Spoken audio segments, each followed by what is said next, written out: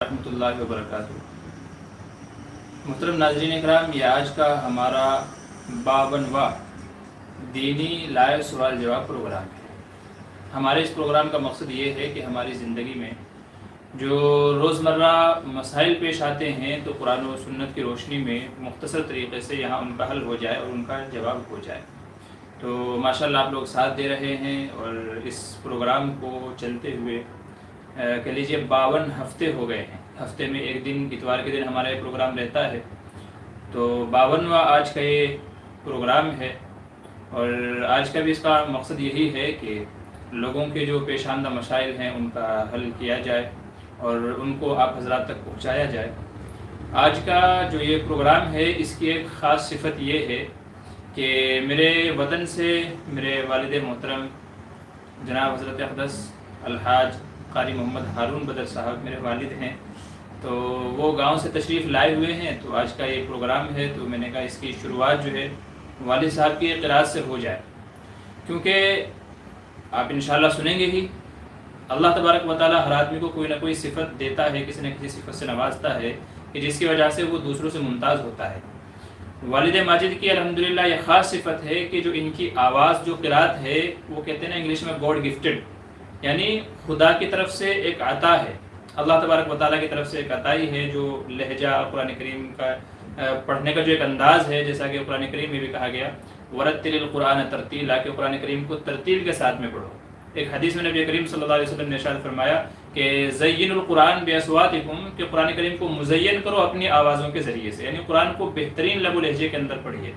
تو آج کا یہ ہمارا پروگرام ہے، تو انشاءاللہ اس کی شروعات جو ہے وہ اللہ تبارک و تعالیٰ کے کلام سے کریں گے اور میرے والد ماجد کی قرات سے انشاءاللہ ہم آج کے اس پروگرام کی شروعات کریں گے، تاکہ ہمارا یہ پروگرام جو ہے باعث خیر و برکت ہو جائے اور آپ حضرات بھی والد ماجد کی قرات کو سماعت فرمائیں اور بعد میں پھر کمنٹ کر کے بتائیے گا کہ والد ماجد کی قرات آپ کو کیسی لگی ہے۔ تو چلیے بنا دیر کیے ہم انشاءاللہ اس اپنے پروگرام کو شروع کر لیتے ہیں، اور میں والد صاحب سے درخواست کروں گا کہ وہ قرآن کریم کی تلاوت سے ہماری اس محفل کا، ہمارے اس پروگرام کا آغاز فرمائیں اور اس کی شروعات فرمائیں۔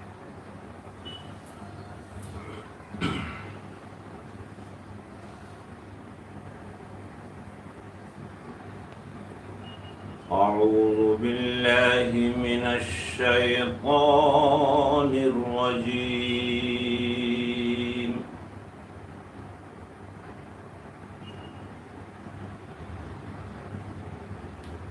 بسم الله الرحمن الرحيم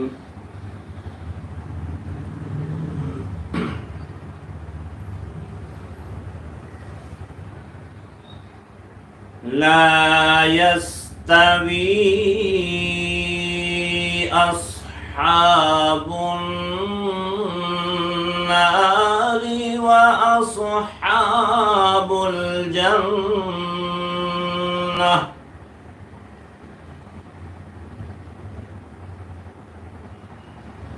أصحاب الجنة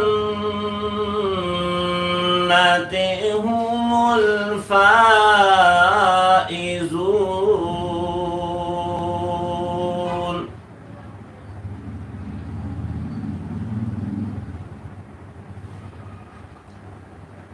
لو أنزلنا هذا القرآن على جبل لرأيته خاشعا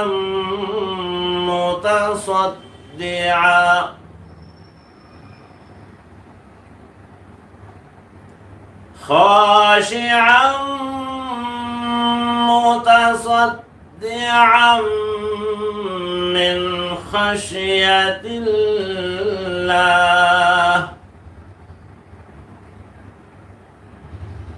وتلك الأمثال نضربها للناس لعلهم يتفكرون سبحان اللہ.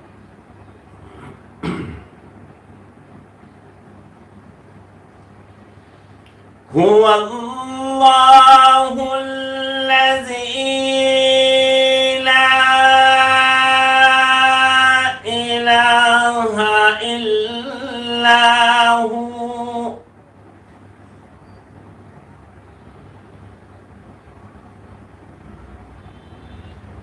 عالم الغيب والشهادة هو الرحمن الرحيم.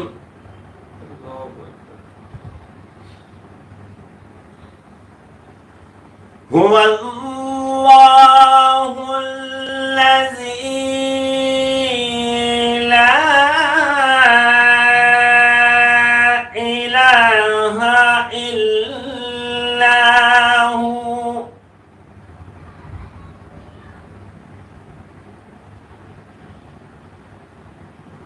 هو الله الذي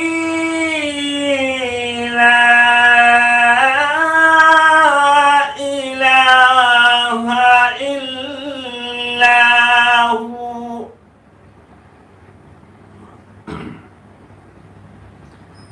الملك القدوس السلام المؤمن المهيمن العزيز الجبار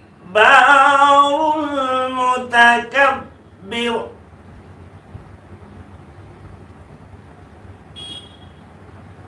سبحان الله عما يشركون.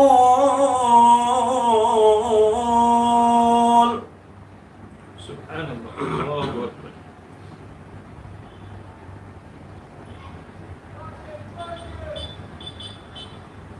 هو الله الخالق البارئ المصور له الأسماء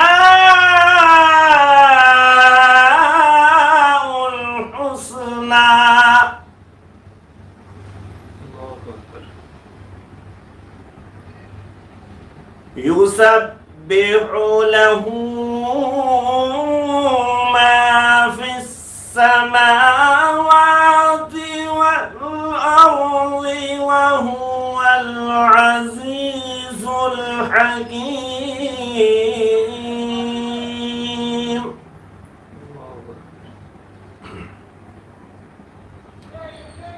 صدق الله العظيم.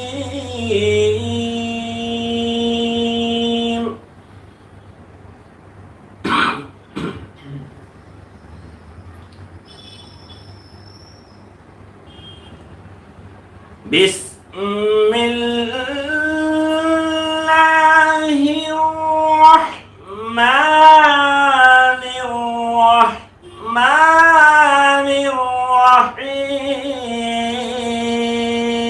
الرحيم.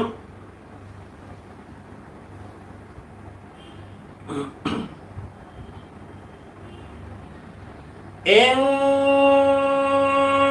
بطش ربك لشديد.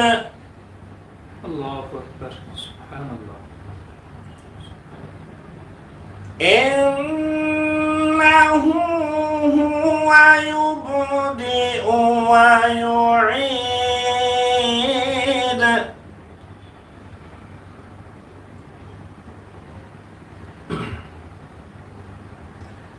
هل أتاك حديث الجنود فرعون وثمود.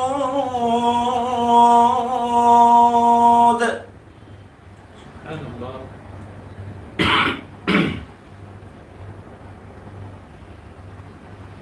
بل الذين كفروا في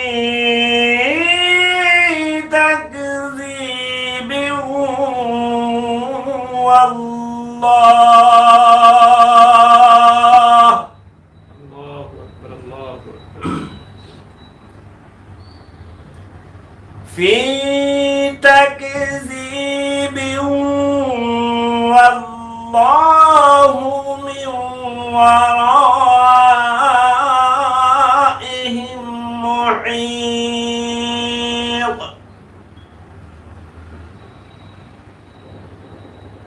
بل هو قرآن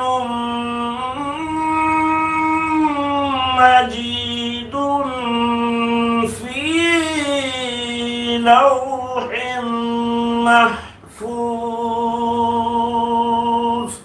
اللہ اکبر اللہ اکبر آمنت بالله صدق الله العظيم ماشاء اللہ سبحان اللہ، بہت اچھا۔ اللہ تعالیٰ میرے والد کی عمر میں برکت عطا فرمائی، نے اچھی صحت عطا فرمائے۔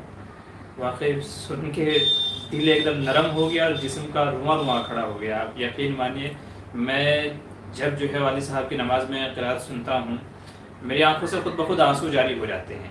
ماشاءاللہ یہ بس اللہ ہی کی طرف سے ہے، اور یہ ہمارے پورے خاندان میں اللہ تعالیٰ نے یہ جو تحفہ والد محترم کو عطا کیا ہے، یہ کسی اور ہمارے بھائیوں کے پاس نہیں ہے۔ اتنی بہترین انداز سے قرات اور ماشاءاللہ لب و لہجہ اللہ نے جو والد محترم کو نوازا ہے، وہ ہم بھائیوں میں کسی کے پاس بھی نہیں ہے، ہم ان سب سے محروم ہیں۔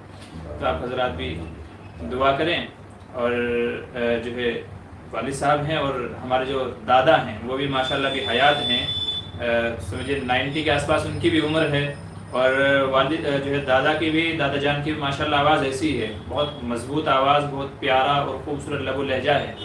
میں سمجھتا ہوں کہ دادا جان سے ہی والد صاحب کے اندر وہ چیز آئی ہے، سرایت کی گئی ہے۔ تو ایسے ہی ہمارے دادا جان ہیں، ہمارے پورے علاقے میں دادا جان کی قرات مشہور ہے، اور ہمارے علاقے میں شاید ہی کوئی مسجد، کوئی جگہ ایسی بچی ہو کہ جہاں والد صاحب نے، ہمارے دادا جان نے امامت نہ کرائی ہو۔ تو دادا جان کے اگر آپ سنیں گے انشاءاللہ، کبھی موقع رہا، کبھی وہ آئے یا ہم وہاں گئے، تو انشاءاللہ ان کی قرات بھی آپ حضرات کی نظر کریں گے، سماعتوں کی نظر کریں گے انشاءاللہ، ان سے ان کی جو قرات ہے اس سے بھی آپ لوگوں کو مستفید ہونے کا موقع ملے گا۔ والد صاحب کی تو آپ نے سنی ہی ہے۔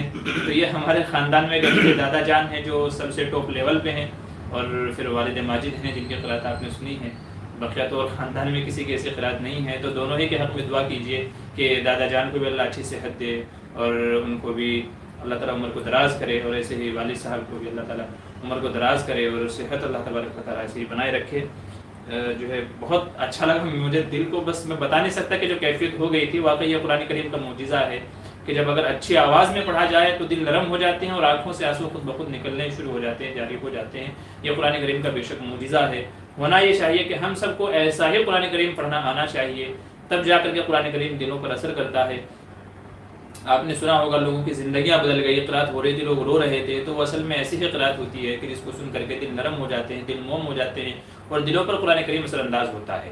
تو یہ اس کا ایک چھوٹا سا نمونہ تھا والد صاحب کی آواز میں۔ ایک ساتھی پوچھ رہے تھے کہ جی قرات کرتے ہوئے کان میں ادھر ایسے ہاتھ کیوں رکھتے ہیں، تو اس کی کیا وجہ ہے؟ اصل میں اس کی وجہ یہ ہے کہ جب آدمی کان میں انگلی دے لیتا ہے تو اس کی اپنی آواز اس کو کم آتی ہے، اس سے یہ ہوتا ہے کہ اب پڑھنے والا زور سے پڑھتا ہے۔ جیسے اگر کوئی بہرا ہو تو اس کو سنانے کے لیے زور سے بولنا پڑتا ہے۔ تو اذان کے اندر بھی یہی حکمت ہے کہ جب کانوں میں آواز دے لیتے ہیں تو خود کو آواز سنائی نہیں دیتی، تو آدمی تھوڑا بلند آواز سے زور سے قرات کرتا ہے۔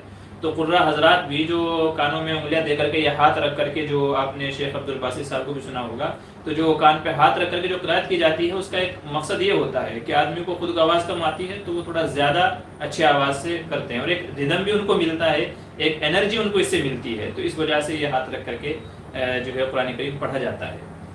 تو دوسری گزارش، آج کا یہ پروگرام ہمارا چل ہی رہا ہے، تو ایسے موقع بار بار نہیں آتے، سوال جواب تو ہم انشاءاللہ کریں گے ہی۔ تو والد صاحب سے ایک اور میں گزارش کروں گا کہ وہ اپنی آواز میں کچھ نظم اور نعت کے الفاظ بھی ہم سامعین کی نظر کر دیں۔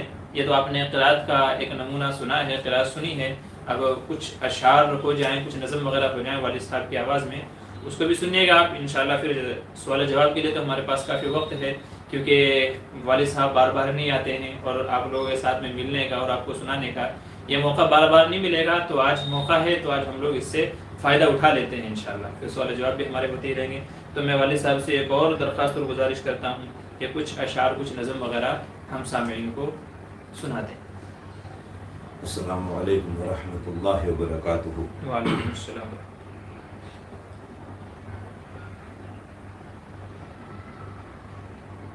دوستو،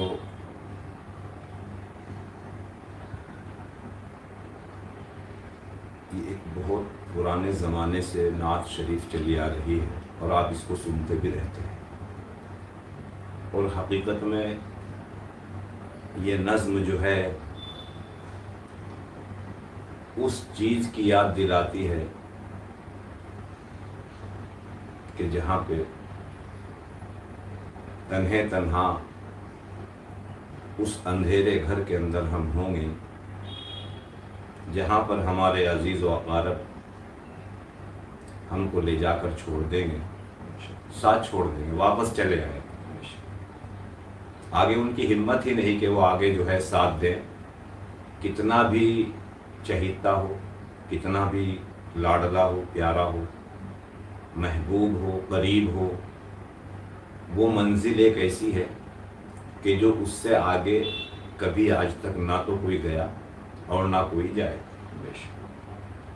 تو اس لیے میرے دوستو، ہمارے بیٹے جو ہیں مفتی معمور بدر صاحب، بلکہ انہوں نے تو میں تو ایک بہت ناچیز خاکسار بندہ ہوں، بہت زیادہ مجھے اٹھا لیا. خیر یہ ہے کہ اللہ تعالیٰ جو ہے ان کی زبان کو مبارک فرمائے. تو یہ ہے کہ ہمیشہ اللہ کا شکر ہے آپ کی دعا سے قرآن پاک پڑھنے کا یا اس کا ایک بہت شوق رہا ہے. اب یہ ایک سلسلہ جو چلا ہے اس میں اب تک بھی ماشاءاللہ یہ چیز پہنچ جاتی ہے. یہ اللہ کی ایک نعمت ہے اور برکت ہے. تو اس لیے مختصر سی ایک نظم جو ہے سماعت فرمائے، ہو سکے اس سے جو ہے آخرت کی فکر بن جائے.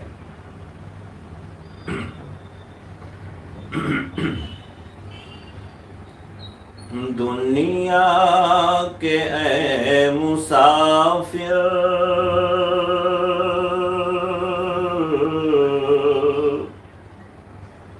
دنیا کے اے مسافر، منزل تیری قبر ہے. دنیا کے اے مسافر، منزل تیری قبر ہے. طے کر رہا ہے جو تو، طے کر رہا ہے جو تو، یہ 2 دن کا سفر ہے. دنیا کے مسافر، منزل تیری قبر ہے. طے کر رہا ہے جو تو، 2 دن کا یہ سفر ہے. دنیا کے مسافر، دنیا کے اس بات کو نہ بھولو، سب کا یہی حشر ہے. انجام سے تو اپنے اتنا کیوں بے خبر ہے. دنیا کے مسافر، جب سے بنی ہے دنیا،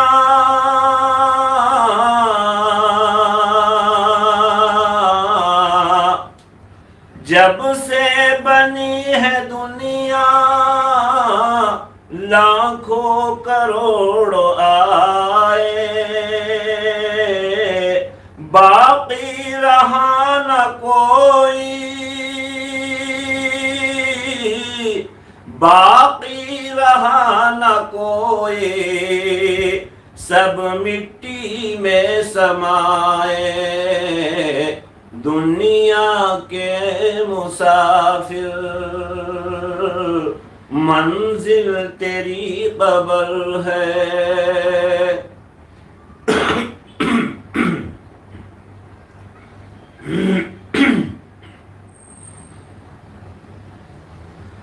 آنکھوں سے تو نے اپنی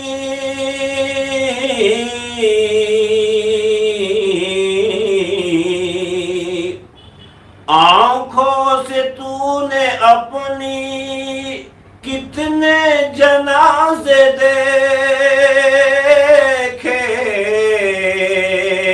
کتنے جنازے دیکھے، ہاتھوں سے تو نے اپنے دفنائے کتنے مردے، دنیا کے مسافر منزل تیری قبر ہے، طے کر رہا ہے جو تو 2 دن کا یہ سفر ہے، مخمل پہ سونے والے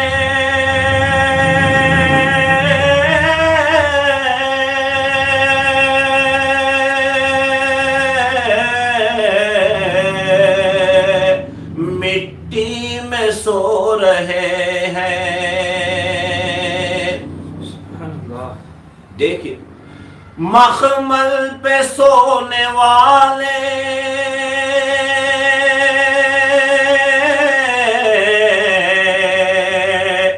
مٹی میں سو رہے ہیں، بادشاہ ہو یا گدا ہو وہاں سب ایک ہوئے ہیں، دنیا کے مسافر منزل تیری قبر ہے، طے کر رہا ہے جو تو 2 دن کا یہ سفر ہے، 2 دن کا یہ سفر ہے، یہ اونچے اونچے محل کچھ کام نہ آئے ہیں، یہ اونچے اونچے محل کچھ کام کے نہیں ہیں، یہ عالیشان بنگلے کچھ کام کے نہیں ہیں، مٹی کے پتلے تجھ کو مٹی میں سمانا ہے، دنیا کے اے مسافر ایک دن یہاں تو آیا، ایک دن وہاں تجھ کو جانا ہے، ایک دن یہاں تو آیا اور ایک دن وہاں جانا ہے،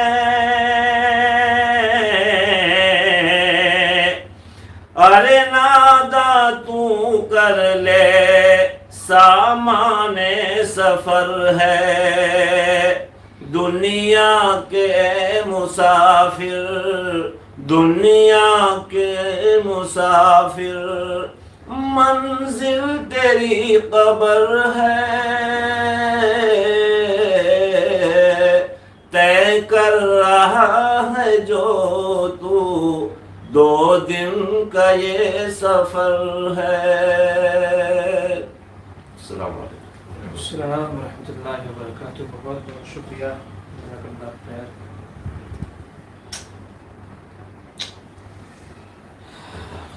سبھی حضرات سے گزارش ہے کہ میرے والد صاحب کے حق میں دعا کریں کہ اللہ تعالیٰ ایسے ہی ان کی اچھی صحت بنائے رکھے، عمر کو دراز کرے، اور یہ ان کا بہت بڑا احسان ہے کہ آج آپ یقین مانیے کہ مجھے خود باوجود یہ کہ میرے والد ہیں، لیکن آپ حضرات کے چکر میں کہہ دیجیے کہ مجھے بھی قرآن سننے کا موقع ملا ہے، نہیں تو میں یہاں رہتا ہوں، والد صاحب گاؤں میں رہتے ہیں، تو بہت کم ایسا اتفاق ہوتا ہے کہ اس طریقے سے اچھا سننے کو ملے.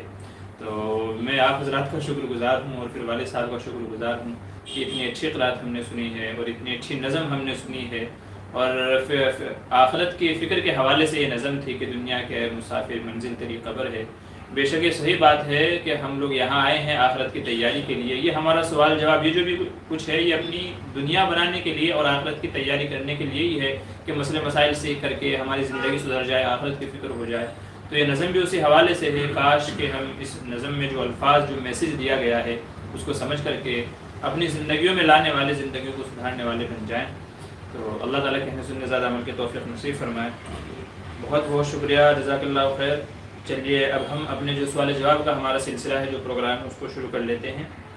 قرأت بھی ہو گئی ہے, نظم وغیرہ بھی ہو گئی ہے. بہت سارے حضرات جو سوال کر رہے ہیں, میں انشاءاللہ ترتیب وار شروع سے جو لوگوں نے سوالات کیے ہیں میں ان کے آہستہ آہستہ جوابات دیتا ہوا چاہتا ہوں. ٹھیک ہے, تو آپ لوگ بنے رہیے, انتظار کرتے رہیے. محسن پٹھان السلام علیکم. اسقان السلام علیکم. غلام محمد السلام علیکم. نکھت شیخ السلام علیکم. اسقان ماشاء اللہ جی, وعلیکم السلام. وعلیکم السلام. فواز علی حضرت, کیا الگ الگ قرأت کی بھی سند ہوتی ہے؟ جی ہاں, قرأت کی کئی ساری قسمیں ہوتی ہیں, جیسے قرأت حفص ہے اور قرأت کیا کہتے ہیں سبعہ ہے, قرأت عشرہ ہے. سبعہ 7 قرأت, عشرہ 10 والی قرأت. تو قرأت میں بھی الگ الگ کیٹیگری ہوتی ہے. تو جس بندے نے قرأت کا جو لیول کیا ہوا ہوتا ہے, جو کورس کیا ہوا ہوتا ہے, تو اسی کے اعتبار سے اس کو اس کی سند دے دی جاتی ہے.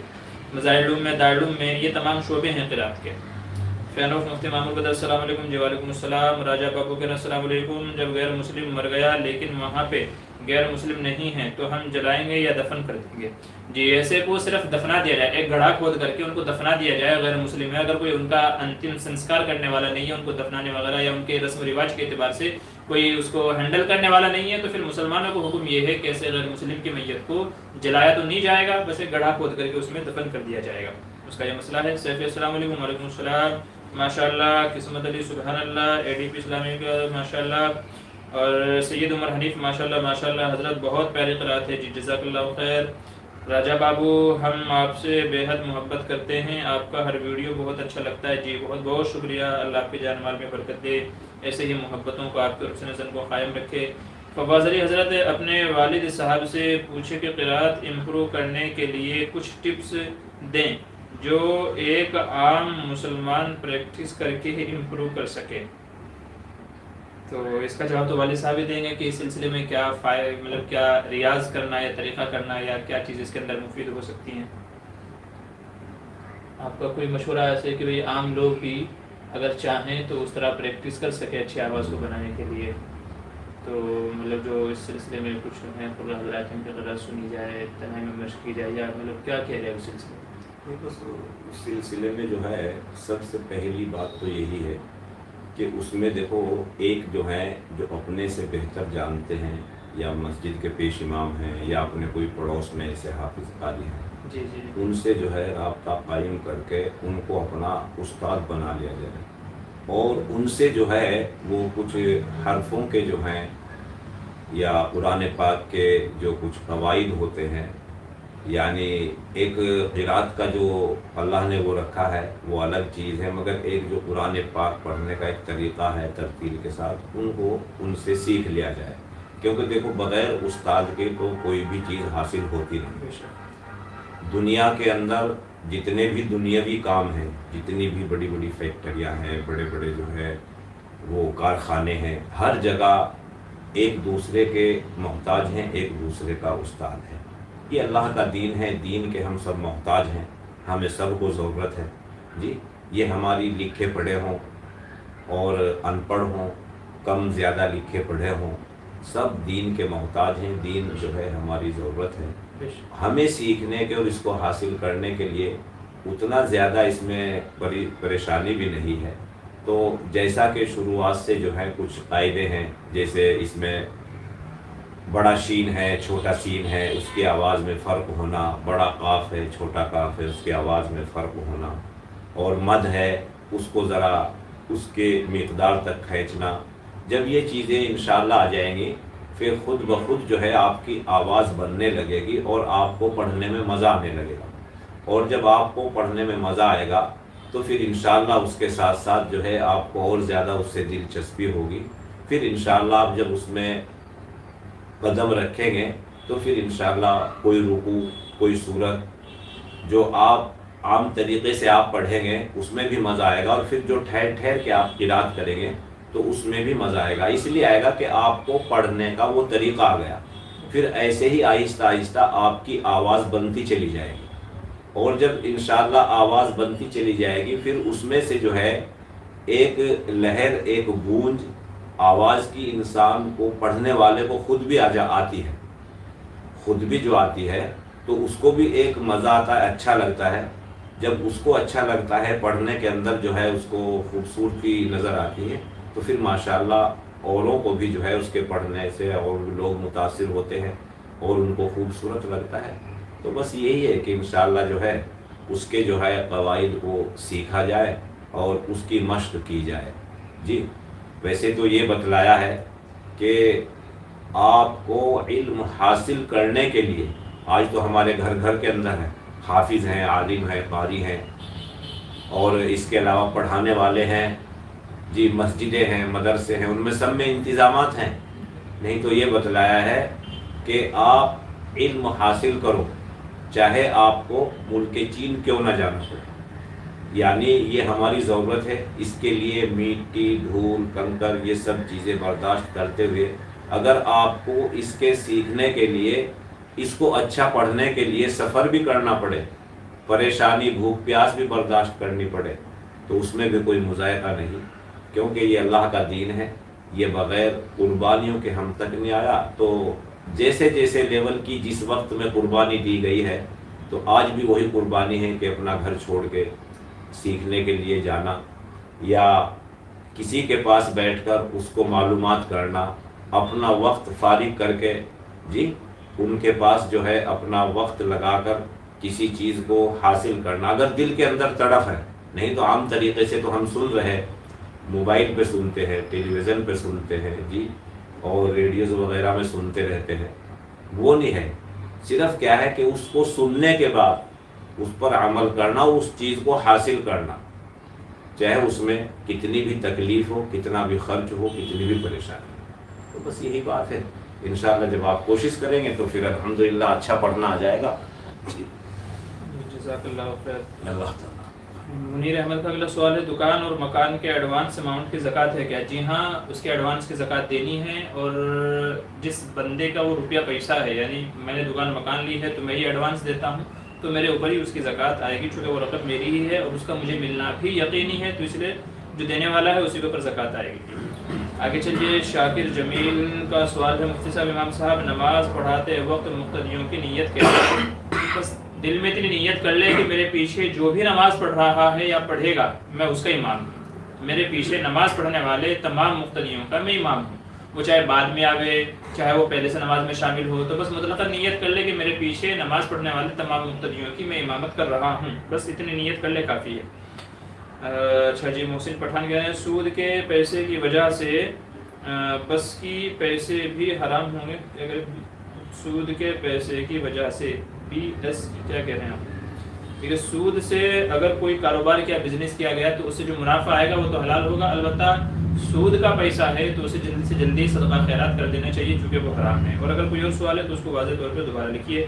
محمد گلزار، ماشاء اللہ، سبحان اللہ، جی شکریہ، جزاک اللہ۔ راکب پٹیل، ماشاء اللہ، محمد گلزار، آمین۔ مفتی صاحب اکبر دیشمکھ، آمین، جی شکریہ۔ ADP اسلامک، آمین۔ سیفی، ماشاء اللہ، بہت خوب ہے آپ کے والد صاحب کی قرآن، جی شکریہ، جزاک اللہ۔ نکت شیخ، ماشاء اللہ، جی شاکر جمیل کیا کریں ہیں، اللہ تعالیٰ آپ کے والد محترم اور دادا محترم کی عمر دراز کرے اور ان کا سایہ عاطفت آپ کے اور ہمارے سروں پر تعدیل قائم فرمائے، جی آمین ثم آمین۔ ADP اسلامک، وعلیکم السلام۔ نکت شیخ، اللہ تعالیٰ عافیت فرمائے، جی شکریہ، جزاک اللہ، شکریہ شکریہ۔ بہت سارے حضرات دعاؤں سے نواز رہے ہیں، شکریہ۔ جی نکت شیخ کہہ رہے ہیں ہم سب کو بھی دعا میں یاد رکھے، جی بالکل ضرور، اللہ تعالیٰ آپ کی تمام جائز تمناؤں کو پورا فرمائے۔ SK خان کہہ رہے ہیں، اس خان، ماشاء اللہ، کتنی پیاری آواز ہے، جی شکریہ، جزاک اللہ۔ جی شاکر جمیل کہہ رہے ہیں، گاڑی انشورنس کرانا تو مجبوری ہے، دریافت طلب امر یہ ہے کہ انشورنس کمپنی کے ذریعے ایکسیڈنٹ میں ٹوٹی ہوئی گاڑی سے کرانا جائز ہے یا نہیں؟ آپ نے جتنی رقم اس انشورنس میں جمع کی ہے تو اس کے بقدر آپ اپنی گاڑی کا ہرجانہ لینا یا اس کو ریپیئر کرانا، صحیح کرانا، اس کی اجازت ہے، تو ایسا کر سکتے ہیں۔ چلیے عائشہ ماشاءاللہ سبحان اللہ بہت خوبصورت آواز ہے. اللہ پاک آپ کے والد محترم کو صحت والی لمبی عمر دے. آمین آمین ثم آمین. جو محمد گلزار کریں اللہ آپ کے والد سے راضی ہو. آمین جی آمین. شکریہ شکریہ. بہت سارے لوگ دعاؤں سے نواز رہے ہیں. شکریہ ماشاءاللہ. اللہ سب کو صحت دے. آمین ثم آمین. اللہ تعالیٰ آپ سب ناظرین کو بھی جو ہمارے ساتھ جڑے ہوئے ہیں اور دینی مسئلے مسائل سیکھتے رہتے ہیں, اللہ تعالیٰ آپ تمام حضرات کی عمروں کو بھی دراز فرمائے. جی آگے چلیے. اور کس کا ہمارے کیا سوال ہے بھائی کا؟ یوسف قریشی ماشاءاللہ بہت کیا کریں. جی شکریہ جزاک اللہ. آپ کی بھی دعاؤں کا محبتوں کا شکریہ. اور آگے چلیے. السلام علیکم مفتی صاحب. حافظ ایم ڈی ابرار. السلام علیکم مفتی صاحب. کیا رنگ ٹون میں نعت لگانا صحیح ہے یا نہیں؟ رنگ ٹون میں دیکھیے بہت ساری رنگ ٹون تو وہ ہوتی ہیں کہ جب ہمیں فون آتا ہے کسی کا تو ہمارے پاس وہ رنگ ٹون بجتی ہے. ایک تو وہ ہے, اور دوسرے یہ کہ جب ہمیں کوئی فون کرتا ہے تو سننے والے کو رنگ ٹون سنائی دیتی ہے. تو دونوں کا مسئلہ یہی ہے کہ نعت وغیرہ رنگ ٹون نہیں رکھنی چاہیے. نعت وغیرہ رنگ ٹون نہیں رکھنی چاہیے. یہ بہتر ہے کیونکہ بعض دفعہ ایسا ہوتا ہے کہ ہم ٹوائلٹ میں چلے گئے یا کسی اور اس طرح کے کام میں مشغول ہیں, کسی ایسی جگہ ہیں اور ہمارے پاس فون آنا شروع ہوا. اب نعت کے جو الفاظ ہیں وہ جب سنائی دیں گے تو وہ بے ادبی کے زمرے کے اندر آئیں گے. تو اس لیے مناسب نہیں ہے کہ رنگ ٹون رکھی جائے. یہی حال اس کا ہے کہ جو ادھر سے فون کر رہا ہے تو وہ جب فون کرے گا تو بیچ نعت میں ہی وہ فون اٹھا لے گا تو نعت کے الفاظ مکمل نہیں ہوں گے, تو وہ بھی مناسب نہیں ہے. تو اس لیے بہتر یہ ہے کہ رنگ ٹون وغیرہ سادی سمپل رکھی جائے. نعتیں ہوں تو ان کو بھی نہیں رکھنا چاہیے, اور گانے وغیرہ رکھنا تو حرام ہے. گانے وغیرہ رکھنا تو حرام ہے. نعت وغیرہ کو بھی نہیں رکھنا چاہیے. سادی سمپل رکھنی چاہیے, چونکہ فون کا مقصد یہ ہے کہ بھئی آدمی کو اطلاع ہو جائے کہ کسی کا فون آ رہا ہے, تو اس کے لیے سادی سمپل جو رنگ ٹون ہے ان کا استعمال کرنا چاہیے. اچھا آگے چلیے. سلمان خان کہہ رہے ہیں ایک آدمی اپنی بیوی سے کہتا ہے اگر لڑکی ہو گیا تو طلاق, اگر لڑکا ہوا تو ایک طلاق. اب دونوں ہو گئے ایک ساتھ, ایک لڑکی اور ایک لڑکا, تو کتنی طلاق واقع ہوں گی؟ بھئی مسئلہ جو ہے تھوڑا پیچیدہ ہے, فی الحال ذہن میں نہیں ہے. انشاءاللہ آپ مجھے ویڈیو کے کمنٹ میں چھوڑ دیجیے گا, بعد میں انشاءاللہ میں آپ کو اس کا جواب دے دوں گا. ٹھیک ہے. آگے چلیے. قسمت علی کہنا السلام علیکم ورحمۃ اللہ وبرکاتہ. مفتی صاحب امام نماز پڑھا رہے ہیں, کسی وجہ سے ان کو وہاں سے ہٹنا پڑ گیا, تو پیچھے والا کہاں سے شروع کریں؟ جہاں سے امام صاحب نے چھوڑی ہے نماز کو اس سے آگے کنٹینیو کریں گے. جہاں سے بھی امام صاحب نے نماز کو چھوڑا ہے اور پیچھے والے کو اپنی جگہ قائم مقام بنا کر کے کھڑا کیا ہے تو اس سے آگے والے اس سے آگے نماز کو کنٹینیو کیا جائے گا. شروع سے نہیں پڑھائیں گے, بس وہیں سے آگے کنٹینیو کیے جائیں گے. شرط یہ ہے کہ جس کو پیچھے سے آگے کیا ہے اس کو نماز کے مسائل اور آگے بنا کے مسائل اس کو معلوم ہونے چاہیے. جی محسن پٹھان کہہ رہے ہیں 3 بار سوال لکھا میں نے لیکن ڈیلیٹ ہو گیا, آدھا ہی سوال آئے گا. تو ایسا ہے کہ آپ قسطوں میں اپنے سوال کو نقل کر دیجئے, 2 بار میں جو ہے تھوڑا تھوڑا سوال کر لیجیے گا. اچھا ایک میں مشورہ آپ لوگوں کو اس سلسلے میں دے دوں, آپ لوگ ایسا کر لیا کیجیے گا کہ جو بھی آپ کا سوال ہے نا تو اس کو اپنے واٹس ایپ پہ کہیں پہ لکھ کر کے رکھ لیجیے گا, اور پھر یہاں لائے سوال جواب کے ٹائم پہ اس کو وہیں سے اٹھا کے کاپی پیسٹ کر دیا کیجیے گا, تو آپ لکھنے کی مشقت سے بچ جائیں گے. چونکہ یہ ٹائم پہ آدمی جلدی جلدی لکھتا ہے تو کچھ کبھی لکھا جاتا ہے کبھی نہیں لکھا جاتا ہے, تو اس لیے اگر وہاں لکھ کے پھر یہاں کاپی پیسٹ کر دیں گے تو زیادہ اچھا ہو جائے گا. اچھا آگے چلیے. اور کیا ہے محسن پٹھان کہہ رہے ہیں AAC میں سود کے پیسے ہوں, اچھا اکاؤنٹ میں سود کے پیسے ہوں تو ہمارے دوسرے پیسے بھی سود کی رقم اکاؤنٹ میں رہنے کے سب حرام ہوں گے کیا؟ جی نہیں ایسا نہیں ہے. اکاؤنٹ میں دیکھیں جب ہم انٹری کراتے ہیں پاس بک وغیرہ کے اندر تو اس میں باقاعدہ لکھا ہوا ہوتا ہے کہ اتنی تاریخ کو اتنا آپ کے اکاؤنٹ میں انٹرسٹ بھیجا گیا ہے اور ایڈ کیا گیا ہے, تو بس آپ وہ رقم نکال کر کے صدقہ کر دیں یا اپنی جیب سے اتنی رقم نکال کر کے صدقہ کر دیں تو باقی مال پاک ہو جائے گا. ایسا نہیں ہے کہ وہ رقم اس میں ہے تو باقی مال بھی ناپاک ہو جائیں گے, ایسا نہیں ہے. چونکہ بینک وغیرہ میں آج کل اکاؤنٹ کھلنا وہ ایک مجبوری ہو گئی ہے ہماری کہ اس کے بغیر ہمارے پیسے محفوظ نہیں ہے یا گھر میں رکھ نہیں سکتے, چوری چکاری دوسرے بہت سارے ڈر ہیں جن کی وجہ سے ہم لوگ بینک میں رکھتے ہیں. تو کوشش تو یہ کرنی چاہیے کہ کرنٹ اکاؤنٹ کھلوائیں, چونکہ اس میں سود وغیرہ کا مسئلہ نہیں ہوتا ہے. اور اگر سیونگ کھلوا لیا ہے تو سود کی جو رقم آتی ہے اس کو صدقہ خیرات کر دیا جائے. آپ جس شبے کا آپ اظہار کر رہے ہیں تو ویسا نہیں ہے, باقی رقم پر اس سے کوئی فرق نہیں پڑے گا. باقی اپنا ٹائم ٹو ٹائم اپنا انٹری کراتے رہیں تاکہ آپ کو معلوم پڑتا رہے کہ میرے اکاؤنٹ میں کتنا سود آیا ہے, اور وہ اٹھا کر کے آپ نکالتے رہیں ادا کرتے رہیں. اس سے آپ کا بقیہ مال بھی پاک رہے گا اور کسی غریب کی بھی مدد ہو جایا کرے گی. ٹھیک ہے, تو ایسا کر لیا کریں. جی طاہر سویر MD کریں السلام علیکم. پرائیویٹ کمپنی میں بینک کے پروجیکٹ میں کام کرنا کیسا ہے؟ دیکھیں بینک کے اکثر معاملات سودی ہوتے ہیں کہیں نہ کہیں جا کر کے. اب ظاہر ہے اگر بینک نے کسی کمپنی کو ہائر کیا ہوا ہے, کسی کمپنی کے ساتھ میں اپنا کوئی معاہدہ کیا ہے, کوئی معاملہ کیا ہے اور آپ اس میں کمپنی میں کام کرتے ہیں, تو ظاہر بات ہے کہ بھلے ہی کان گھما کر کے پکڑیں لیکن کام تو آپ بینک کا ہی کر رہے ہیں نا. اور بینک جو اس کو جو رقم دے رہا ہے، پیمنٹ جو کر رہا ہے، تو ظاہر ہے کہ بینک کی جو انکم ہے وہ تمام کی تمام سودی ہے یا سودی سے ملوث ہے۔ تو یوں کہہ دیجئے کہ آپ وایا کر کے، آپ ڈائریکٹ تو نہیں لیکن ان ڈائریکٹ آپ کہیں نہ کہیں بینک ہی کے لیے کام کر رہے ہیں، تو یہ بھی ملازمت آپ کے لیے درست نہیں ہوگی، اس سے بھی آپ کو بچنا چاہیے۔ ابو سعید انصاری: السلام علیکم مفتی صاحب، شیطان سے کیسے بچیں؟ بھی شیطان سے بچنے کا یہ ہے کہ اللہ کی پناہ میں آ جائیں، اور جو دعائیں ہیں وہ ان دعاؤں کو آپ پڑھتے رہیں۔ اعوذ بکلمات اللہ التامات من کل شیطان وہامۃ ومن کل عین لامۃ، یہ دعائیں ہیں، یا جو اور دوسری دعائیں حدیث مبارکہ میں نبی کریم صلی اللہ علیہ وسلم نے شیطان مردود کے فتنے وسوسے سے بچنے کے لیے جو دعائیں بتائی ہیں تو ان کا اہتمام کرنا چاہیے، اور ہر وقت یہ دعا مانگتے رہنا چاہیے، یا اللہ میں شیطان مردود سے تیری پناہ چاہتا ہوں، اعوذ باللہ من الشیطان الرجیم، اسی کا ترجمہ ہے کہ یا اللہ میں آپ کی پناہ چاہتا ہوں شیطان رجیم سے، شیطان مردود سے۔ تو دعاؤں کا اہتمام کریں، اللہ کا ذکر دھیان میں رکھیں، اور موت کو ہر وقت ہمیشہ یاد رکھیں، تو انشاءاللہ گناہوں سے بچنا آسان ہو جائے گا، شیطان سے بچنا آسان ہو جائے گا، ٹھیک ہے۔ محمد گلزار کہہ رہے ہیں آپ کے والد صاحب کے نام کیا ہے مفتی صاحب؟ جی میرے والد محترم کا نام ہے قاری محمد ہارون بدر صاحب، قاری محمد ہارون بدر صاحب میرے والد محترم کا نام ہے جی۔ اگرچہ ہمارے دیار میں والد صاحب کا نام لینا ایک اعتبار سے بے ادبی کے زمرے میں آتا ہے، گاؤں دیہات میں ایسا ہی ہوتا ہے کہ والد صاحب کا نام لے کر کے نہیں پکارا جاتا ہے، تو آپ نے پوچھا ہے اس لیے میں بتا رہا ہوں، حالانکہ اگرچہ علماء نے بھی ادب یہی بیان کیا ہے کہ بڑوں کو نام سے نہیں پکارنا چاہیے، بلکہ کوئی ان کے لیے جو معزز لفظ ہو، جو عظمت اور تکریم والا جو لفظ ہو، اس لفظ سے ان کو بلانا چاہیے، اگر کبھی یعنی مخاطب کرنا چاہیے اگر کبھی اس کی ضرورت پڑے، چونکہ بڑوں کا اکرام کرنے کا، بڑوں کی تعظیم کرنے کے الگ فائدے ہیں، الگ برکتیں ہیں، اور حدیث میں نبی کریم صلی اللہ علیہ وسلم نے بھی ارشاد فرمایا کہ من لم یوقر کبیرنا فلیس منا، کہ جو ہمارے بڑوں کی تعظیم نہ کرے تو اس کا ہم سے کوئی تعلق نہیں ہے۔ تو بڑوں کی تعظیم میں جہاں ان کا ادب و احترام کرنا ہے تو وہاں پر یہ بھی اس کے اندر داخل ہے کہ ان کو اچھے لقب سے یا اچھے طریقے سے ان کو پکارا جائے، بے ادبی والے اس میں نہیں پکارا جائے، اس لیے قرآن کریم میں منع کیا گیا ولا تقل لهما اف ولا تنهرهما، کہ ان کو اف یا اس طرح کا جو جملہ جو ان کی شان میں بے ادبی شمار ہوتا ہو تو اس طرح کے جملے سے بھی ان کو مخاطب نہیں کرنا چاہیے۔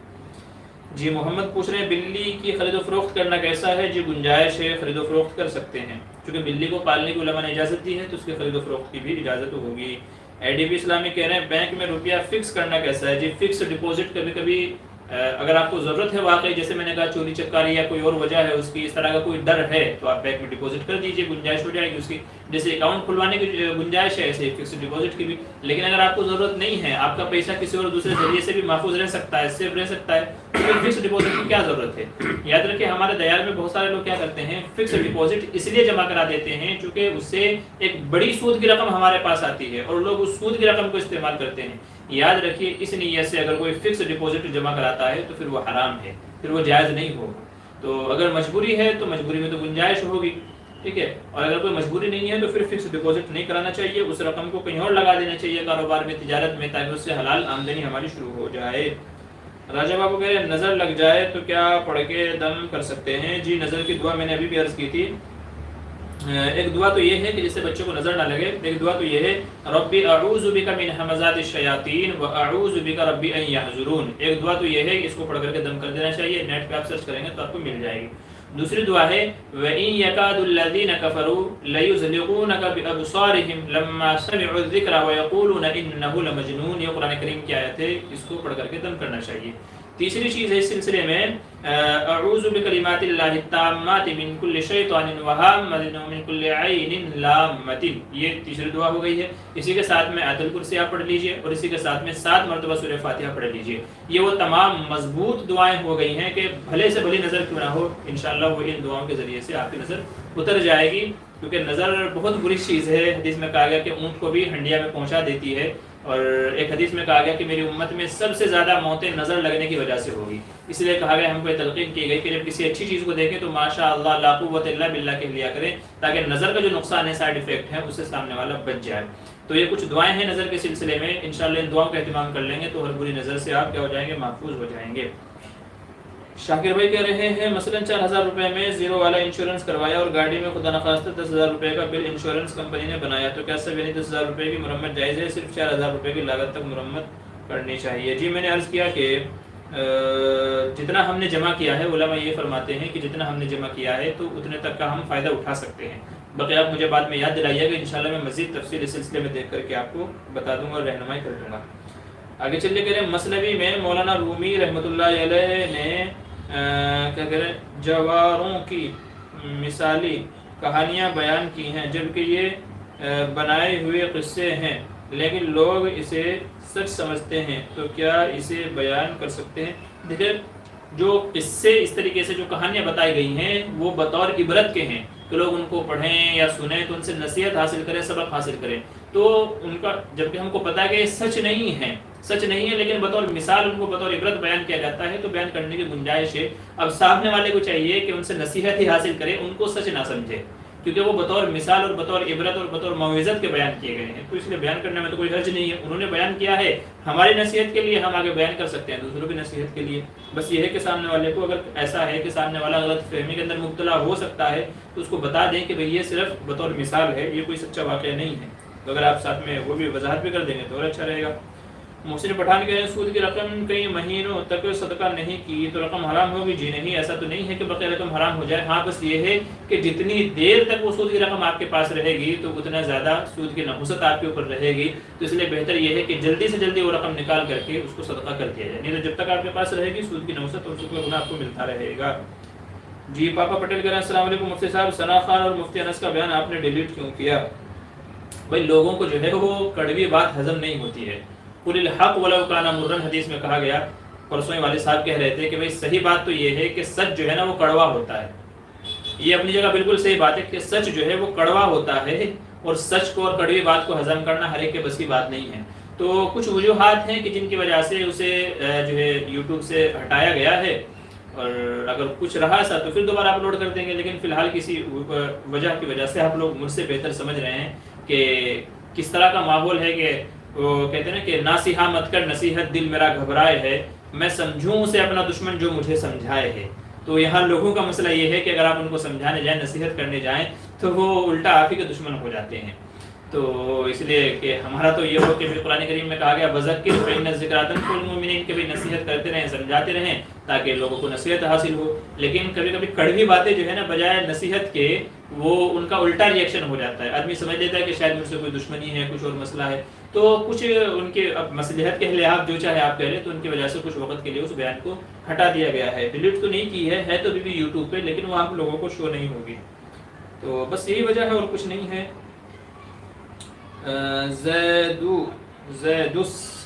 زیدوس نام کے میڈیکل کمپنی نے ڈی این اے میں داخل کرنے والا ویکسین بنایا ہے، اس بارے میں علماء کی تحقیق کہاں تک پہنچی ہے؟ جی بھائی مجھے بھی علم نہیں ہے کہ کہاں تک پہنچی ہے کہاں تک نہیں، آپ یہ حد نہیں کراتے رہیے، میں اور دوسرے علماء کرام سے پوچھ لیتا ہوں جو اس فیلڈ کے ماہر ہیں کہ بھائی ان کی تحقیق کہاں تک پہنچی ہے، کیا مسئلہ ہے اس سلسلے میں، اور کیا کرنا چاہیے ہم لوگوں کو، کیا نہیں کرنا چاہیے، تو بعد میں یاد دلا دیجیے گا۔ رحیم خان کہہ رہے ہیں 1 انچ کے فارم پر کھڑے رہ کر نماز ہو جائے گی؟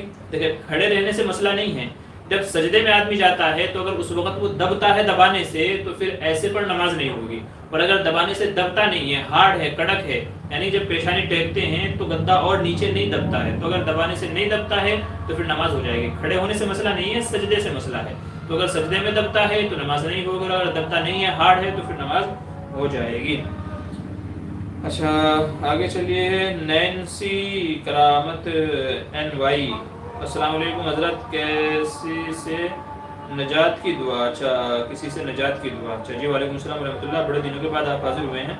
دیکھیں ابھی میں نے اپنی ایک کلپ اپلوڈ کی تھی جس میں 3 چیزوں کی خاص طور سے وہ دعا، اللہ تعالیٰ کے 4 نام ہیں کہ بیٹی کا رشتہ نہیں ہو رہا ہو تو اس کے لیے، کسی کے اوپر قرض ہے اس کی ادائیگی کے لیے، کسی سے لینا ہے ہمیں تو اس کے لیے، اور تیسرے تھا کہ ظالم اور دشمن سے حفاظت اور نجات کے لیے۔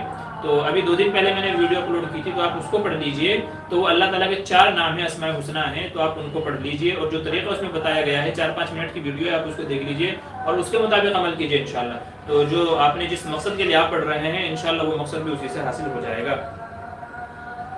اچھا ایم ڈی عمر کہہ رہے ہیں مفتی صاحب کیا قبرستان میں گھاس کو ختم کرنے کے لیے دوا کا استعمال کر سکتے ہیں؟ دیکھیں اگر قبروں کو اور مزید قبریں کھودنے کے لیے یا مردوں کو دفنانے کے لیے اگر جگہ نہیں ہے تو پھر تو جھاڑ جھنکاڑ جو ہے اس کو صاف کیا جا سکتا ہے، اب چاہے دوائی چھڑک کر کے کیا جائے یا ویسے دانتی وغیرہ سے کاٹ کر کیا جائے جیسے جو ممکن ہو. لیکن اگر قبرستان میں اور دوسری جگہ ہے جہاں پر مردوں کو دفن کیا جا سکتا ہے تو پھر علماء نے قبرستان کی گھاس وغیرہ کاٹنے سے منع کیا ہے. پھر قبرستان وغیرہ کی گھاس کو نہیں کاٹنا چاہیے، لیکن اگر اس سے تکلیف ہو رہی ہے یا مردوں کو دفنانے کے لیے جگہ نہیں ہے تو پھر گنجائش ہوگی. امید ہے بات آپ سمجھ گئے ہوں گے. شاکر جمیل کہہ رہے ہیں ماشاءاللہ آپ کے بیان اور آپ کے سمجھانے سے بہت تسلی و تشفی ہوتی ہے. اللہ تعالیٰ آپ کو سلامت رکھے اور آپ کا سایہ ہمارے سروں پر قادر قائم رکھے. آمین ثم آمین. اللہ تعالیٰ آپ کی دعاؤں کو قبول فرمائے. محمد خلیل خان السلام علیکم، بڑے دنوں کے بعد حاضر ہوئے ہیں. نمبر کیا کریں، اگر نام میں ابن لگا تو والد کی تعظیم مطلوب ہوتی ہے، ابو لگانے کی وجہ کیا ہے؟ یہ ابن جو ہے وہ اصل میں اپنی نسبت بیان کرنے کے لیے ہوتا ہے کہ میں کس کا بیٹا ہوں. اس سے وہ نہیں مراد ہوتی. اب جس کے والد جتنے بڑے ہوتے ہیں تو اتنی زیادہ ان کی بچے کی بھی تعظیم سمجھ میں آتی ہے، والد کی بھی تعظیم سمجھ میں آتی ہے. لیکن نارمل لوگ بھی اگر اپنے ساتھ میں ابن لگائیں تو اس سے مراد یہ ہوتی ہے کہ بھائی میں فلاں کا بیٹا ہوں. اور ابو جو ہے ہوتا ہے تو وہ اپنے بیٹے کو بتانے کے لیے کہ بھائی یعنی والد صاحب لگاتے ہیں ابو کر کے، جیسے ابو خالد تو اس کا مطلب یہ ہے کہ خالد میرا بیٹا ہے اور میں اس کا باپ ہوں، تو میں بولوں گا ابو خالد کہ میں خالد کا باپ ہوں. تو ابن لگاتے ہیں باپ کی نسبت کو ظاہر کرنے کے لیے اور ابو لگاتے ہیں بیٹے کی نسبت کو ظاہر کرنے کے لیے. کبھی کبھی بہت ساری دفعہ ایسا ہوتا ہے کہ بیٹا مشہور ہو جاتا ہے تو والد صاحب جو ہے نا وہ ابو کر کے لگاتے ہیں تاکہ لوگ جو ہے ان کے نام سے مجھے بھی جانیں یا پہچانیں. تو بہرحال ابن لگاتے ہیں والد صاحب کو بتانے کے لیے کہ میں کن کا بیٹا ہوں، اور ابو لگاتے ہیں یہ بتانے کے لیے کہ میرا بیٹا کون ہے. تو بس یہ فرق ہے ابن میں اور ابو میں. تو یہ بطور لقب لوگ استعمال کرتے ہیں ابو کو. اچھا خلیل بھائی کہہ رہے ہیں کیا مزی اور ودی نکلنے سے غسل واجب ہوتا ہے؟ جی اس ویڈیو پر میرا بیان ہے، آپ کو دیکھ لیجیے. وضی ودی منی وغیرہ جو بھی ہیں سب قسمیں بیان کیے گئے، ان کا حکم بھی بیان کیا گیا ہے. خلیل بھائی کہہ رہے ہیں وطر کی نماز کا وقت کب تک رہتا ہے؟ جی صبح فجر تک رہتا ہے، جب تک کہ فجر کا وقت شروع نہیں ہو جاتا تب تک کہ فجر کا کہہ لیجیے وقت رہتا ہے. ادا یہ ادا وقت رہتا ہے. باقی فجر کا وقت ہو گیا تو پھر آپ قضا تو جب چاہے پڑھ سکتے ہیں، لیکن ادا وقت فجر تک رہتا ہے. محمد خلیل خان کہہ رہے ہیں سری نماز اکیلے پڑھ رہے تھے اور آہستہ قرات بھی کرنا بھول گئے تو کیا نماز ہو جائے گی؟ دیکھیں جو نمازیں سری ہیں ان میں قرات سری ہی واجب ہے. اگر زور سے ان میں قرات کر لی بھلے ہی بندہ اکیلے کیوں نہ پڑھ رہا ہو تو جب بھی اس کے ذمہ سجدہ سہو لازم ہے. تو اگر زور سے قرات کر لی تھی حالانکہ پڑھنا آہستہ تھا تو پھر ایسی صورت میں اس بندے کے ذمہ سجدہ سہو کرنا لازم ہوگا. سجدہ سہو کر لے گا تو نماز ہو جائے گی، سجدہ سہو نہیں کرے گا تو پھر اس کے ذمہ دوبارہ نماز کو پڑھنا لازم ہوگا. ٹھیک ہے، تو یہ آج کے کچھ سوالات تھے اور ان کے جوابات تھے. چلیے اور دیکھ لیتے ہیں ہمارے کسی بھائی کو کوئی سوال ہے تو پھر انشاءاللہ اپنے پروگرام کو ہم لوگ مکمل کر لیتے ہیں. اچھا شاکر بھائی کا سوال آیا ہے حضرت یہ بات ویسے ہی مشہور ہو گئی کہ سچ کڑوا ہوتا ہے جبکہ نبی سے سچا اور میٹھی زبان والا کوئی نہیں ہے. دیکھیے ہر بات کے الگ الگ پہلو ہوتے ہیں، ایسا نہیں ہے، ہر بات کے الگ الگ پہلو ہوتے ہیں. کبھی کبھی کیا ہوتی ہے بات سچی ہوتی ہے لیکن دوسرے کے لیے کڑوی ہوتی ہے. ہم جو کہہ رہے ہیں وہ بات برحق ہے، سچ ہے، لیکن سامنے والے کو کڑوی معلوم ہوتی ہے. تو اس اعتبار سے یہ لوگوں میں کہاوت مشہور ہو گئی کہ بھئی سچ تو کڑوا ہوتا ہے. تو وہ سچ جو کڑوا ہوتا ہے، یہ جو کہاوت مشہور ہوئی ہے یہ اسی لیے ہوئی ہے کہ سامنے والا اس کو مانتا نہیں ہے، اس کو ایکسیپٹ نہیں کرتا ہے کہ ہاں یار یہ بندہ صحیح کہہ رہا ہے، غلطی میری ہی ہے. تو جب بندہ اپنی غلطی نہ مانے حالانکہ بات صحیح ہو تو اس وقت کہا جاتا ہے کہ بھئی سچ تو کڑوا ہوتا ہے. اور جب حدیث میں خود کہہ دیا گیا قل الحق کہ حق بات کہو ولو کان مرن، اگرچہ وہ سامنے والے کو کڑوی کیوں نہ معلوم ہو. تو یہ جو جملہ ہے تو یہ حدیث سے ہی مستفاد کر کے بولا گیا ہے کہ بھئی سچ تو کڑوا ہوتا ہے. یہ کوئی الگ سے جملہ نہیں ہے بلکہ حدیث سے ہی نکال کر کے اس کو بنایا گیا ہے. اور اس کا مطلب یہ ہے کہ بعض دفعہ ایسا ہوتا ہے بات سچ ہے لیکن سامنے والے کو بری معلوم ہو گئی، تو اس لیے یہ کہاوت کہی جاتی ہے کہ بھئی سچ تو کڑوا ہوتا ہے. نبی کریم صلی اللہ علیہ وسلم کی زبان تو بالکل صحیح تھی، لیکن جب آپ نے لوگوں کو دعوت دی تو لوگوں کا ریئیکشن کیا تھا؟ کسی نے آپ کو پتھر مارے، کسی نے تھوکا، کسی نے آپ کے اوپر اوجھڑی ڈالی، کسی نے راستے میں کانٹے بچھائے. تو آپ نے تو سچ بات بولی تھی، آپ نے تو حق بات بولی تھی، مگر اس کا ریئیکشن کیا ہوا؟ لوگوں کو بری معلوم ہوئی. مگر آپ نے سچ کہنا نہیں چھوڑا، آپ نے بھلے ہی میٹھی زبان سے کہا ہے لیکن جو بات کہی گئی تھی وہ تو لوگوں کے لیے کڑوی تھی، اس لیے ان لوگوں نے اس کو ایکسیپٹ نہیں کیا. تو اس وجہ سے یہ باتیں کہی جاتی ہیں. تو امید ہے آپ میری بات سمجھ گئے ہوں گے کہ کیا کہنا چاہ رہے ہیں. ٹھیک ہے، اور جی آگے چلیے. ہاں محمد خلیل بھائی کیا کریں، ماں باپ کا بچوں کو بد دعا دینا ایسے گزارش ہے کہ اس کی وضاحت فرما دیجیے۔ دیکھیں ماں باپ اپنے اولاد کو کبھی بد دعا نہیں دیتے، اکثر عام طور سے تو یہی ہے کہ والدین اپنے بچوں کو بد دعا نہیں دیتے۔ ہاں کبھی کبھار اس طرح انجانے میں یا غفلت میں نکل جائے تو ایک الگ بات ہے، لیکن اپنی اولاد کو بد دعا نہیں دینا چاہیے۔ بعض احادیث سے معلوم ہوتا ہے کہ 3 چیزیں ایسی ہیں کہ جن کا آدمی کو نتیجہ دنیا ہی میں بھگتنا پڑتا ہے، دنیا ہی میں ان کا نتیجہ اور صلہ مل جاتا ہے، جن میں سے ایک فرمایا گیا کہ ماں باپ کی دعا یا بد دعا ہے۔ تو اگر بد دعا کر دیں تو اولاد برباد ہو جاتی ہے، اور دعا کر دیں تو بیڑا پار ہو جاتا ہے۔ میں بھی جو یہاں آپ کے سامنے بیٹھا ہوں یا اللہ نے جس مقام تک پہنچایا ہے تو یہ میرے والدین ہی کی دعا ہے، نہیں تو اگر یہ چاہتے مجھے انجینئر بھی بنا سکتے تھے، ڈاکٹر بھی بنا سکتے تھے، جو چاہے بنا سکتے تھے، لیکن انہوں نے اس کی طرف جو ہے دھیان نہیں دیا یا اس کے پیچھے محنت نہیں کی، بلکہ دین جو ہمیشہ سے ہے اور ہمیشہ انشاءاللہ رہے گا اس کے اوپر محنت کی، اور انہوں نے جو مجھے بنانا چاہا اپنی دعاؤں سے اور محنتوں سے بنا دیا، اور آج میں آپ کے سامنے بیٹھا ہوا ہوں۔ تو بہرحال دنیا ہی میں ماں باپ کی دعا یا بد دعا اثر دکھاتی ہے اپنا، تو اس لیے ماں باپ کو بد دعاؤں سے بچنا چاہیے۔ بلکہ کبھی کبھی غصے میں بچے سے کوئی نقصان ہو گیا، کپ پھوٹ گیا، گلاس پھوٹ گیا، کوئی اور نقصان ہو گیا، تو نہ جانے میں کچھ مائیں ایسی ہوتی ہیں، عام طور سے مائیں ہوتی ہیں، والد صاحب تو نہیں ہوتے، مائیں کبھی کبھی ایسی ہوتی ہیں غصے میں غلط لفظ زبان سے نکال دیتی ہیں، تو اس لیے غلط الفاظ نہیں نکالنے چاہیے زبان سے، حدیث میں منع کیا گیا ہے اس سے۔ تو ان چیزوں سے ماں باپ کو بچنا چاہیے، بلکہ خیر کے ہی کلمات اس سلسلے میں کہنے چاہیے۔ تو یہ بہت غلط چیز، اگر کوئی اس طرح جان بوجھ کر کے کہتا ہے تو پھر تو بہت غلط بات ہے۔ ماں باپ کو سمجھانا چاہیے پیار و محبت سے، جو ایسے ہیں کہ بھئی اس طرح نہ نکالے، کیونکہ یہ اولاد کی دنیا اور آخرت دونوں کو برباد کرنے کا ذریعہ بن سکتا ہے۔ تو پیار محبت سے سمجھایا جائے، جو بڑے ہیں جن کی بات مانتے ہوں وہ تو ان کو تھوڑا بول کر کے ان کو سمجھایا جائے۔ جی کیا نیت کرنا بھی عمل میں شمار ہوتا ہے؟ جی ہاں، نیک نیت اگر آدمی کرتا ہے تو وہ بھی عبادت کے اندر شمار ہوتا ہے۔ چنانچہ نیت کرنے پر بھی بعض حدیث میں فرمایا گیا کہ آدمی اگر اچھی نیت کرتا ہے تو اس کے اوپر بھی اس کو ثواب دیا جاتا ہے، اجر دیا جاتا ہے۔ تو اس لیے بھلے عمل کرے گا تو اور زیادہ ثواب ملے گا، عمل کرے گا تو اور زیادہ ثواب ملے گا، لیکن نیت کرے گا تو بھی اس کو ثواب ملتا ہے۔ تو اس لیے اچھائی کی یہ بھی ایک اچھائی ہے کہ اگر آدمی اچھا ارادہ کرتا ہے، نیت کرتا ہے، تو اللہ تعالیٰ اس کے اوپر بھی اجر عطا فرماتے ہیں۔ جی شاکر جمیل سبحان اللہ کا بہترین جواب دیا، جی شکریہ جزاک اللہ شاکر جمیل جی، بالکل بہت اچھی طرح بات سمجھ میں آ گئی ہے، ٹھیک ہے جی جزاک اللہ۔ محمد خلیل خان کہہ رہے ہیں امام حسن اور حسین میں بڑے کون تھے عمر میں؟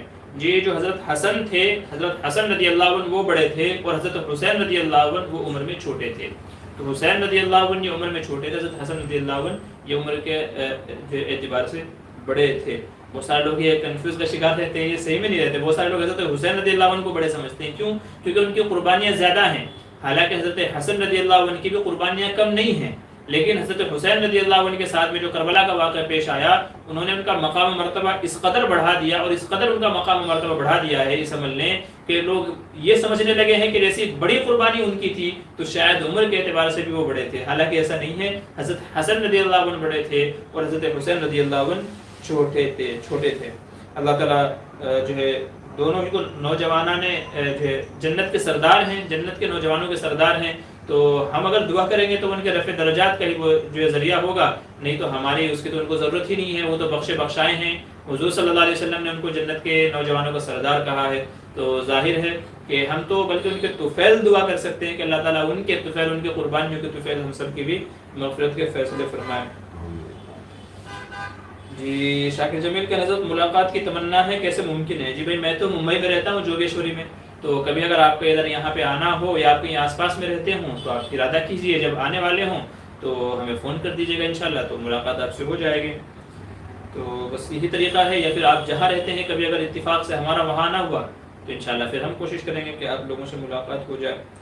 تو چلیے یہ تھا آج کا ہمارا پروگرام، 52واں نیا سوال جواب پروگرام تھا، اور یہ جو کسی وجہ سے مصلحت کی وجہ سے یہ پروگرام ہم نے مغرب کے بعد رکھا تھا۔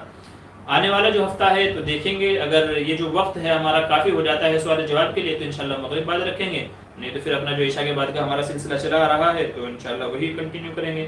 تو بہرحال مجھے لگتا ہے کہ شاید وقت یہ کافی رہے گا، تقریباً 1-1.25 گھنٹہ ہم کو مل جاتا ہے مغرب کے بعد میں، تو امید ہے کہ مسئلے ہمارے حل ہو سکتے ہیں۔ باقی جو لوگ آگے پیچھے ہو جاتے ہیں تو ان سے گزارش ہے کہ وہ اپنا یا تو آخر میں آگے پروگرام جوائن کر لیں، یا تو شروع میں جو بھی ان کے سوال وغیرہ رہیں تو اپنے مسئلے مسائل کو حل کر کے پھر جس کی جو ضرورت ہو، جہاں جانا ہو نماز کے لیے، کسی اور دوسرے اس کے لیے، تو وہ جا سکتا ہے، کوئی مذائقہ نہیں ہے۔ اچھا فین آف مفتی معمر بدر ماشاءاللہ جی شکریہ جزاک اللہ. MRTZ کہہ رہے ہیں مفتی صاحب السلام علیکم خیریت سے ہیں جی اللہ کا احسان ہے. وعلیکم السلام. شاکر جمیل کہہ رہے ہیں میں تو اتراکھنڈ کے لکسر میں رہتا ہوں. اچھا جی انشاءاللہ دیکھیں کبھی اگر سہارنپور آنا ہوا ہمارا تو آپ رابطے میں رہیے گا تو آپ تک اطلاع پہنچی جائے گی کسی نہ کسی ذریعے سے. سہارنپور ہم آئے تو وہاں سے اتراکھنڈ سے نزدیک ہے آپ آ سکتے ہیں ملاقات کے لیے. جی روڑکی کے پاس میں جی والد صاحب ماشاءاللہ ایک زمانے تک ادھر جو ہے روڑکی اتراکھنڈ وغیرہ میں وہاں پہ کافی وقت تک والد صاحب نے امامت کی خدمات انجام دی ہیں.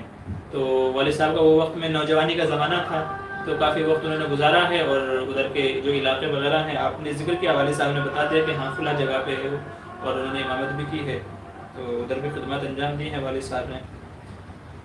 جی چلیے جزاک اللہ خیر.